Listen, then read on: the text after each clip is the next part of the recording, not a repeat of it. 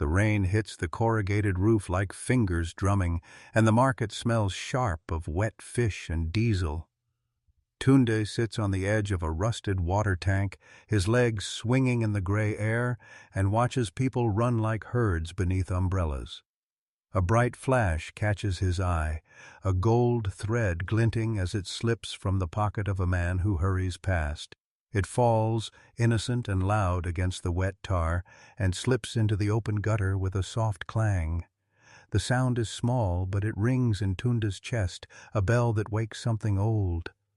The gold chain, like a thin river of light, lies half hidden by leaves and mud. He reaches down, fingers numb from the rain, and lifts it clean.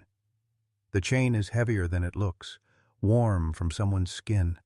The sight of it makes his palms sweat. It smells faintly of perfume and smoke. For a moment he sits very still, the chain like a bright small sun in his hands. He thinks of the bread he hasn't eaten. He thinks of the mattress on the floor of the orphanage that always smells faintly of soap. He thinks of the fierce boys who trade in small shame and quick lies. He feels the tug of need. Then, with the market noise like a drumbeat in his ears, he makes a choice. He folds the chain into his shirt and starts to run toward the office at the market gate, where small problems become big ones if no one is honest. Tunde knows the rules of this world by memory. The vendors on Lecky Street call him Little One and push away his hand when he asks for a taro. He knows that honesty sometimes draws a laugh, sometimes a slap. He runs past the fish stall where the seller elbows him, past the woman with mangoes who calls out the names of saints, past the man with drums who follows the rain with a song. He crosses a road where a yellow danfo takes a hard turn and sprays water like a wall. The chain presses against his chest, bright and stubborn. When he reeked, he's the gatekeeper, a man named Baba Jide. The old man squints at him through gray lashes. "What have you found, boy?"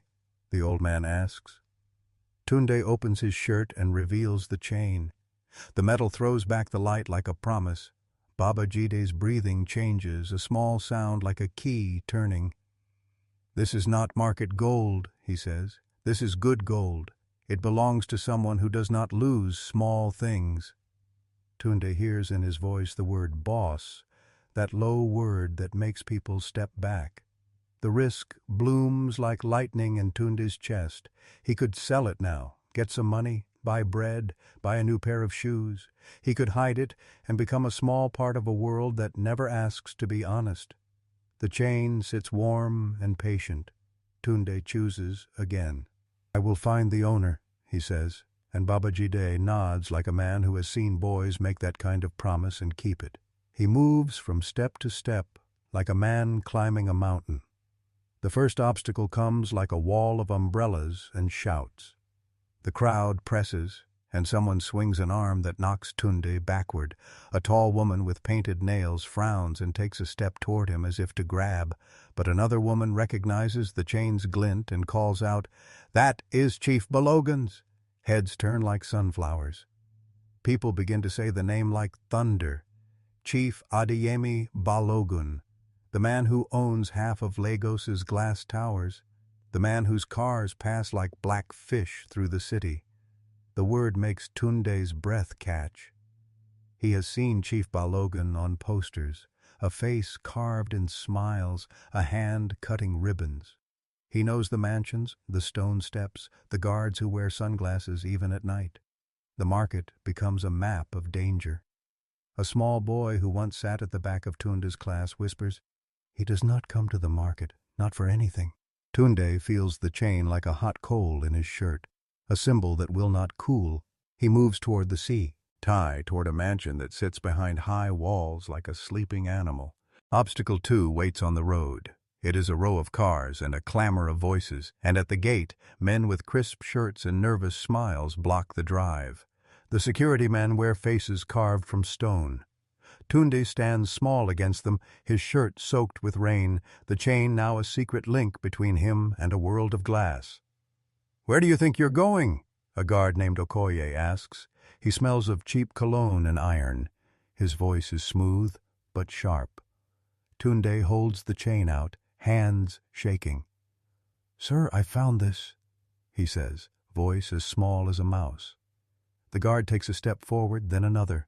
The camera on the gate blinks. The man with the smooth tie laughs like a knife. "Children make mistakes," he says. "This is not for you." He reaches, but Tunde's fingers are steady. Another obstacle builds when a car door opens and a woman with lipstick like red berries steps out. Her hair is set like armor and she has a badge pinned like a blade. She examines the chain and her face changes in a way that is almost kind. "This is a very old Balogan chain," she says. Tunde says nothing. He thinks of breath and bread and the sound of rain on metal. The woman nods and finally one guard grunts and lifts his phone to call someone inside. The voice on the other end is cold as a winter river. They do not know what to do with a child who chooses truth like a weapon. The third obstacle sits on marble steps inside. A man in a suit with a smile so practiced it looks painted. He calls himself Mr. Okonkwo, head of the household staff. He watches Tunde like a hawk watches a mouse. His eyebrows are two small lines of ice. He takes the chain and examines it like a man reading a map. "This is often on the neck of a very private part of our family," he says. "We will look into it." They lead Tunde into a room where light falls in lines through blinds. The air smells of lemon oil and old money. Auntie is in silk, move through it like leaves. Tunde sits on a couch that is too soft and wonders how many children have sat there and left the same way he arrived, small and empty. Instead of thanking Tunde, the staff ask him many questions that sound like cages. "Where did you sleep last night? Who feeds you?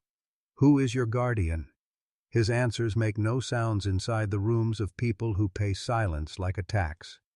They feed him tea that is too sweet. They give him biscuits stored in glass jars and watch him as if he were an exhibit. He tells the truth each time. When the pictures of the chain are shown to Chief Balogan on a video screen, the man's face takes on the shape of a storm. He leans forward, touching the photograph as if he could feel heat through glass. "My mother's chain," he says once quietly, and his voice is lost like a figure off stage. Tunde has seen sadness on faces in the market, but this sadness is heavy like stone. It changes how the house looks. It makes the marble seem small. The fourth obstacle arrives like a masked thief. While the household discusses, someone moves in the shadows. A man named Chukwu, the estate manager, says nothing but watches. His jaw tightens. A rumor runs through the staff like smoke. "Not everyone likes that this child's honesty will shine on us." Rumor is a small spear. The manager moves papers, hides receipts, speaks in private to men with large palms. Someone slips a silver coin into the hand of a guard. It is a small thing, but small things stack and build walls. Tunde notices nothing of the plan. He only notices the chain when it is taken to be cleaned, when a woman with thin fingers opens a tiny locket that sits on the chain and finds a faded photograph of a woman holding a baby. The baby in the black and white eyes looks like a boy with his father's chin and Tunde's own skeptical brow. The woman gasps and covers her mouth. "This is a family piece," she says. The word family blooms inside Tunde like a possible door. But before anything kind can be said, a phone rings and the manager walks away like a shadow. His steps are careful, like hands covering a spill. At the midpoint, the story flips like a coin. The chain is no longer a piece of jewelry alone. It is a map back to a lost history. The photograph in the locket carries a small story.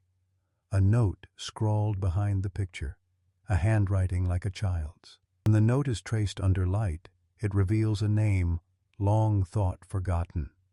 The name is Adeyemi, and beneath it a place, Ogun Village.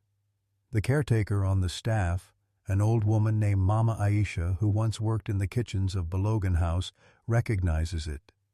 Her voice trembles as she tells of a small boy who went missing from a village years ago. a child who looked like the photograph, whose mother gave a chain to her friend before she left for the city. Chief Balogan hears the story, and the house grows quiet as a forest at dawn. All the rules shift. The chain is no longer just gold.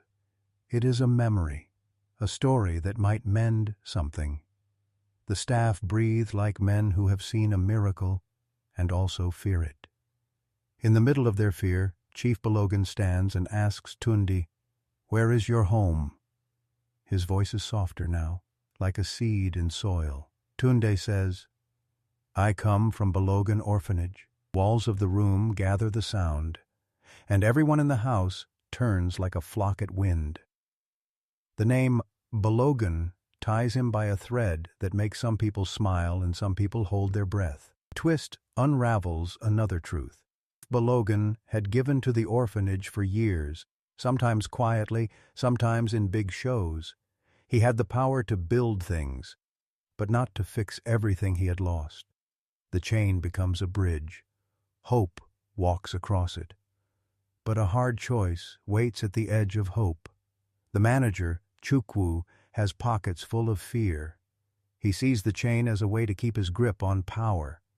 He spreads a rumor that the chain was stolen, not found, that Tunde had planned to sell it. He uses small bottles of lies like knives. He shows a fake receipt, a paper that looks old enough to make even the watchful blink. Security men who once laughed at street boys look at Tunde now with narrowed eyes. The press hears a whisper and it grows teeth. A camera flashes outside the house. Someone from a tabloid has arrived with a grin. They interview guards who say Tunde was found near the gutter, suspicious and sullen. A crowd gathers, and Tunde finds that the same city that will lift you up in a minute will roll you under in the next. The chain that had promised a door becomes a possible chain for his neck. He watches as Chief Balogan is shown a twisting story, lies stacked like stone. Cold doubt crosses the billionaire's face. "We must be careful," he says. The house turns away. Tunde feels small and wrong. Pain arrives like a hard rain. Tunde is taken to a back room and questioned as if he is already guilty. Hands are gentle, then rough. Someone shoves him into the street, a cold night full of cars and distant music. The chain is taken from him by a hand that smells of old money and lies. He hears a smothered laugh as the man walks away, chain hidden like contraband. Tears burn his eyes, and chest pain is a steady, loud drum. The hard choice is a cliff. He can run, hide, disappear into the market and never speak again, keep the pain private and safe, or he can fight with the small truth he has, tell what really happened, and risk the house's anger, the head manager's weight, and being called a liar where the world will watch. The pain is not only his. It is for the photograph in the locket, for the woman in the picture who might be waiting somewhere, for a right that seems to sway like a reed. Tunde chooses to speak. He walks to the center of Balogan Market the next morning with mud on his shoes and the rain blowing in his hair. People gather. The market is a living thing with the sound of knives on boards, the smell of charcoal, the flash of fish scales. He climbs a low platform and calls out the truth in a voice that trembles but does not break. "I found the chain," he says. "I did not steal it. I gave it at the gate to the guard, and they brought me here. I want it returned to its owner." Men laugh, and the laugh is sharp. A woman points and says he looks like a liar. But then a young woman named Nuru, who sells airtime and carries a phone like a small tool of power, steps forward. She has been watching Tunde for days and has the habit of filming life as it happens. She lifts her phone and begins to record. Her hand is steady. "Tell me again," she says. And Tunde tells the story with the cliff-edge truth of hunger and with a voice that is honest enough to break stone. Nuru uploads the short clip to the net of phones that hang like small mirrors over the city. The video flicks out of the market and into other hands like an ember that won't go out. People watch a small boy with a dirty shirt tell the world he is telling the truth.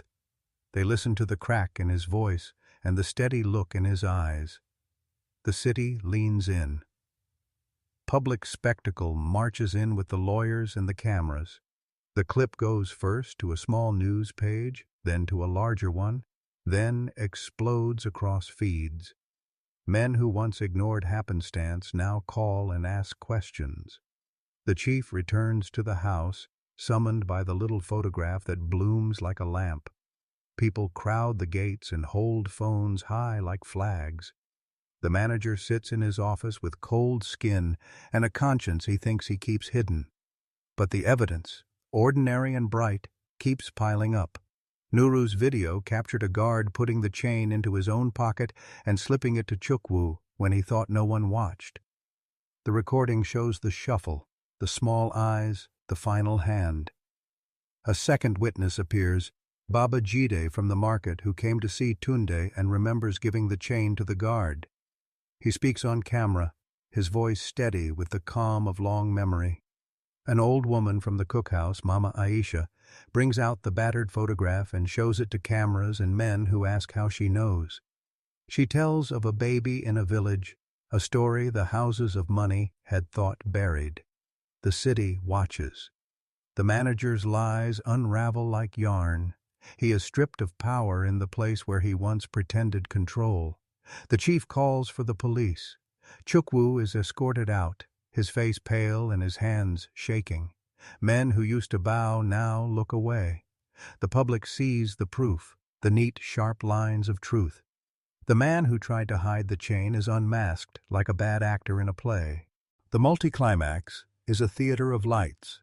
The chief stands on the big white stairs outside his house, cameras flashing like a rain of silver. He holds the chain. The gold flashes in his hand and sends a warmth of memory into the air.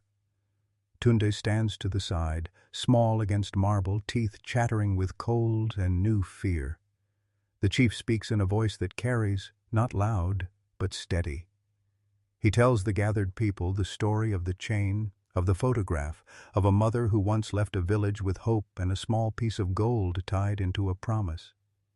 He tells them that a man he trusted had hidden a piece of their history. Tears gather in his eyes.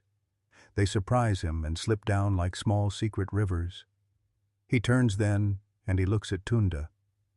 "You did right," he says in front of the cameras and the city. The word is simple, a light dropped into a dark room. The crowd opens like curtains. For a single breath, the market and the palace are the same place. The manager is led away by men in uniforms, not only to lose his job, but to face charges for theft and for lying to men in power.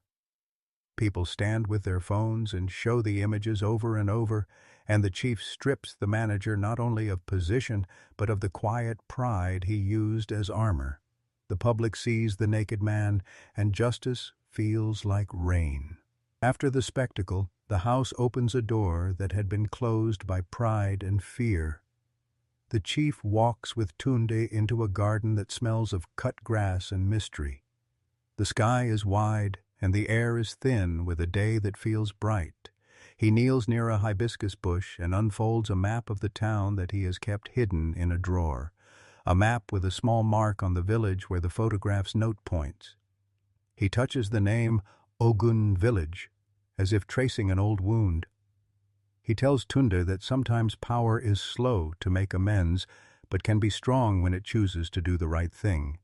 He speaks of the orphanage and how he had given money but had not gone himself.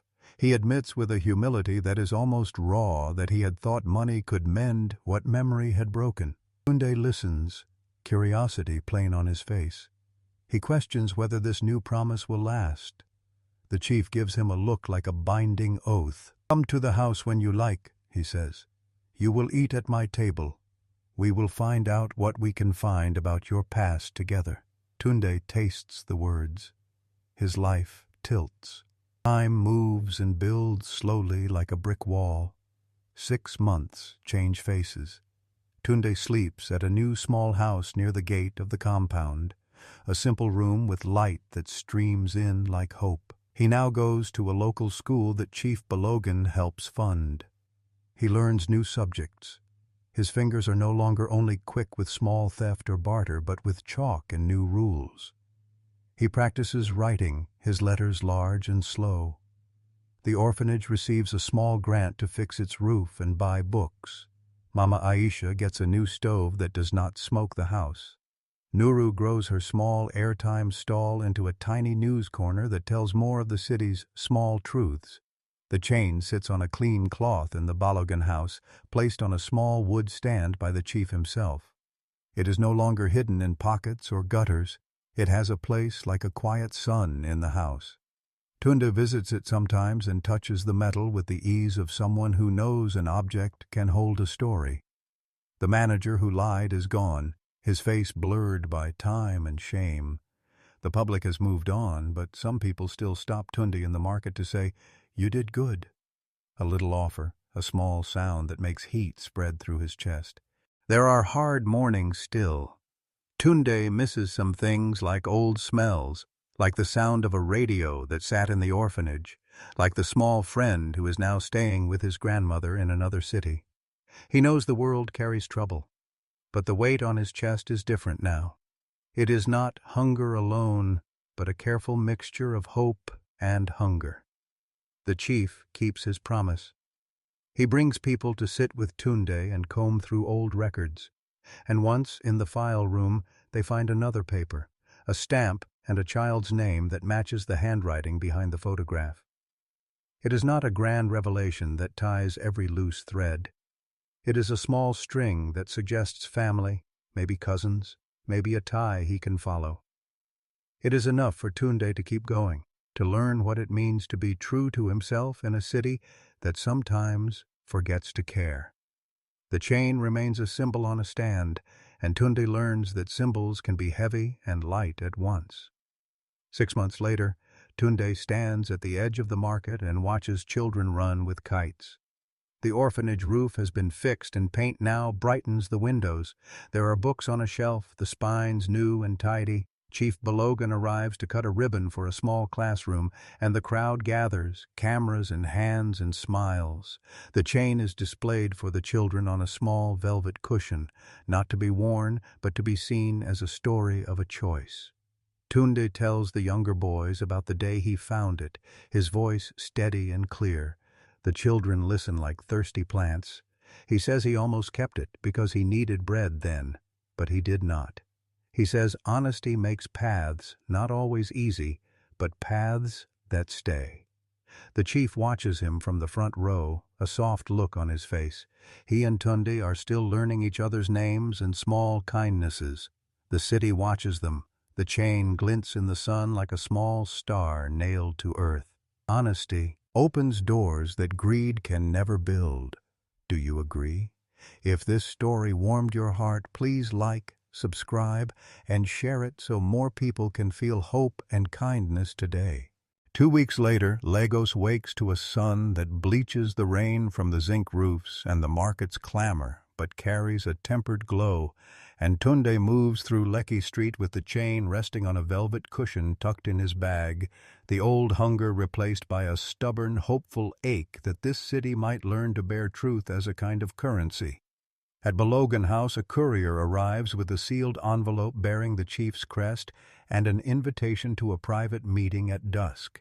And when they meet in a study lit by thin lines of light and a map of Ogun village pinned to the wall, the chief speaks softly, revealing the long-hidden truth that he is Adeyemi Balogun, founder and funder of the Ogun Village Heritage Foundation, a network of donors who turn wealth into roofs, teachers, water, and dignified futures for the city's most forgotten.